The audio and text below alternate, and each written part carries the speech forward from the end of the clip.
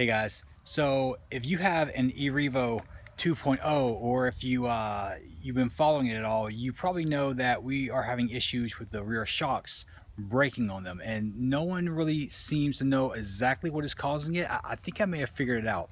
Originally, we just kind of assumed that we're rolling it upside down, and the whenever the chassis comes up, this is being forced down by an upside down roll, and it's causing it to strip the rod ends off. But that's not exactly what I think is happening.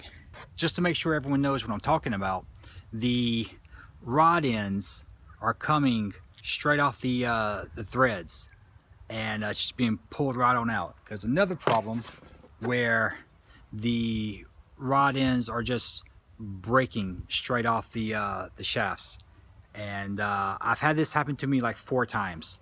So, and I have it on video like 3 of those times, so I've been able to really look at it and see what is going on.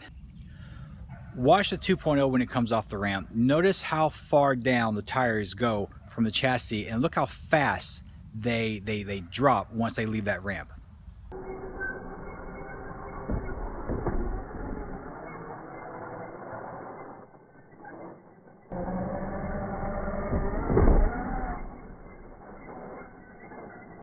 Now when you watch the brushless edition when it comes off the ramp, you can notice that the tires don't drop as fast, and they don't go down nowhere near as far.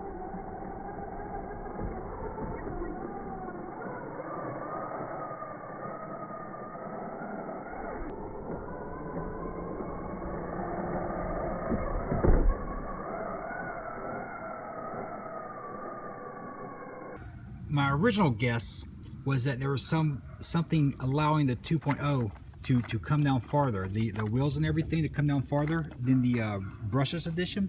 But I took the push rods off and I tested it, and these all have the same range of motion, so I knew that wasn't it.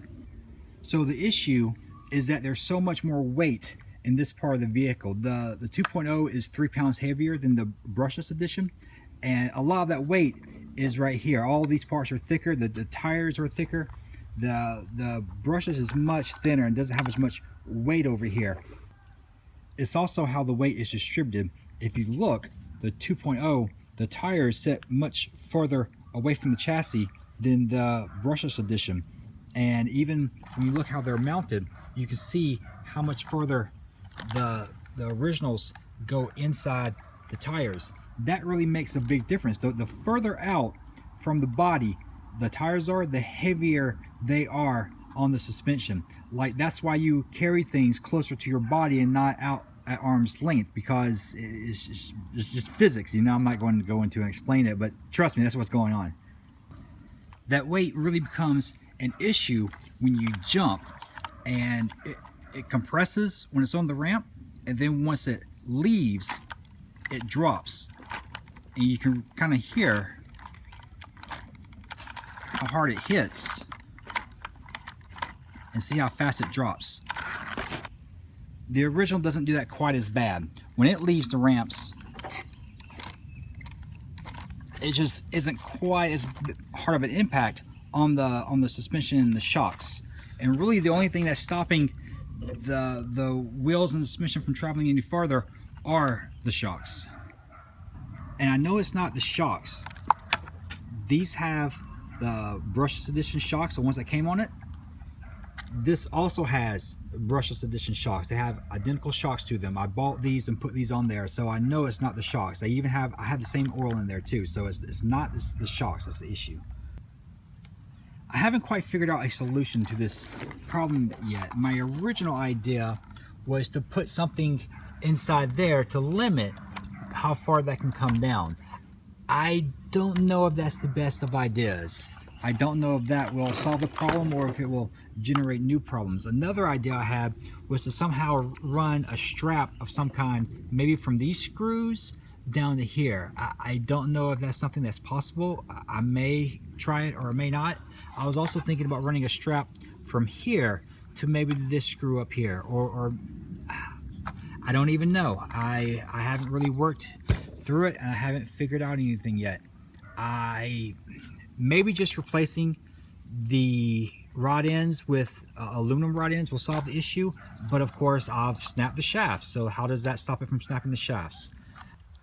One thing I guess you could try is changing out the wheels. These wheels are way heavier than these are. I like these wheels. I want to keep them if I can. I've seen people try out different wheels on their E Revo 2.0s. Maybe that solves it. I would like to know the people that have tried out different wheels if you're not breaking shocks, or at least not as often with a different set of wheels on there, a lighter set of wheels. Maybe that fixes it. I don't like that solution. I really like these wheels. Now I want to keep them if I can. Well, now that we know what is causing the issue with the shocks, maybe someone out there can solve it. Maybe I can solve it. Hopefully someone does, and we don't have to worry about tearing our shocks apart on this thing. They made this E Revo 3 pounds heavier, and they made it a lot tougher by doing it, but they also caused it to have a lot of extra problems. It's just tearing itself apart, basically. I'm tearing the wings apart, I'm bending rods on it, tore the body apart on it already, tearing the shocks apart. Hopefully we'll work these issues out, and then we'll have a really good RC that is dependable and doesn't tear itself to pieces all the time. All right, guys, that's it for today. Thank you for watching. I really appreciate it. I hope you learned something. I hope you liked the video. Maybe it helped you out a little bit. I will be making more videos. Come back and see me, and I'll see you then.